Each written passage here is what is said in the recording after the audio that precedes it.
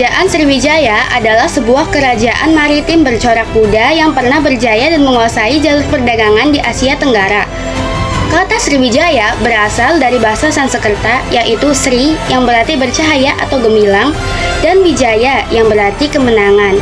Jadi, Sriwijaya berarti kemenangan yang gemilang. Kerajaan ini diperkirakan berpusat di daerah Palembang, Sumatera Selatan. Meskipun ada perdebatan mengenai lokasi pasti pusat pemerintahannya. Awal berdiri dan raja pertama, bukti tertua mengenai berdirinya Sriwijaya, ditemukan pada prasasti Kedukan Bukit yang berangkat tahun 682 Masehi. Prasasti ini menyebutkan bahwa pendiri sekaligus raja pertama Sriwijaya adalah Dapunta Hyang Srijayanasa. Dalam prasasti tersebut diceritakan bahwa Dapunta Hyang melakukan perjalanan suci atau Siddhayatra dan berhasil menaklukkan beberapa wilayah strategis, termasuk menguasai jalur-jalur perdagangan utama. Ekspansi awal ini yang juga didukung oleh temuan seperti prasasti Kota Kapur di Bangka menandai dimulainya dominasi Sriwijaya sebagai kekuatan maritim di Selat Malaka. Masa kejayaan pada abad ke-7 hingga ke-11 Masehi. Masa kejayaan Sriwijaya diperkirakan terjadi antara abad ke-9 hingga ke-10 Masehi, di mana kerajaan ini dikenal sebagai negara maritim yang sangat kuat. Faktor-faktor utama yang meliputi kejayaannya. 1. Penguasaan jalur. Penguasaan jalur perdagangan. Sriwijaya berhasil menguasai Selat Malaka dan Selat Sunda, yang merupakan urat nadi perdagangan internasional antara India dan Tiongkok. Kekuatan maritimnya memungkinkan Sriwijaya mengendalikan rute perdagangan rempah-rempah dan mengenakan bea cukai atas kapal-kapal yang melintas. Selanjutnya, ada armada laut yang kuat.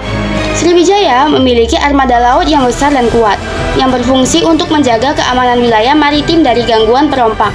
Hal ini membuat para pedagang asing merasa aman untuk singgah dan berdagang. Ketiga, pusat pendidikan dan agama Buddha. Sriwijaya berkembang menjadi pusat penyebaran dan pembelajaran agama Buddha yang penting di Asia Tenggara.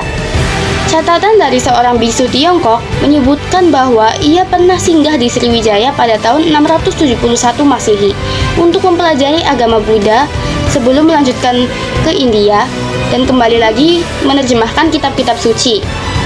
Beberapa tokoh penting seperti Dharma Kirti juga dikenal sebagai biksu terkemuka dari Sriwijaya. Raja-raja terkenal. Salah satu raja terkenal yang membawa Sriwijaya mencapai puncak kejayaan adalah Belaputradewa pada abad ke-9 Masehi. Masa keruntuhan setelah abad ke-11 Masehi. Meskipun kuat, Sriwijaya mulai mengalami kemunduran setelah abad ke-11 Masehi yang disebabkan oleh beberapa faktor. Pertama, serangan dari kerajaan Chola. Pukulan telak terjadi pada tahun 1025 Masehi ketika kerajaan Chola I dari Coromandel India di bawah pimpinan Rajendra Koladewa melakukan serangan besar-besaran ke Sriwijaya dan berhasil menawan Raja Sriwijaya saat itu, Sang Rama Wijaya Tungawarman. Serangan ini sangat melemahkan kekuatan maritim dan ekonomi Sriwijaya. Kedua, gangguan politik internal dan wilayah taklukan. Lemahnya pusat kekuasaan menyebabkan beberapa wilayah bawahan mulai melepaskan diri. Ketiga, ekspedisi Pamalayu. Pada abad ke-13, kerajaan Singasari dari Jawa di bawah Raja Kartanegara melancarkan ekspedisi Pamalayu untuk menguasai jalur perdagangan di Selat Malaka dan melemahkan Sriwijaya. Terakhir, penaklukan oleh Majapahit. Pada akhirnya, Sriwijaya benar-benar runtuh pada sekitar tahun 1377 Masehi akibat persaingan dan penaklukan oleh kerajaan Majapahit dari Jawa. Peninggalan Sriwijaya. Beberapa peninggalan utama yang menjadi sumber sejarah Sriwijaya antara lain: 1. Prasasti Kedukan Bukit 682 Masehi Palembang menyebutkan Dapunta Hyang dan ekspedisi kemenangannya. 2. Prasasti Talang Tuo 684 Masehi Palembang berisi tentang pembangunan Taman Siksetra oleh Srijayanasa. 3. Prasasti Kota Kapur 656 Masehi Bangka berisi permintaan kepada dewa untuk menjaga persatuan dan kutukan bagi mereka yang memberontak.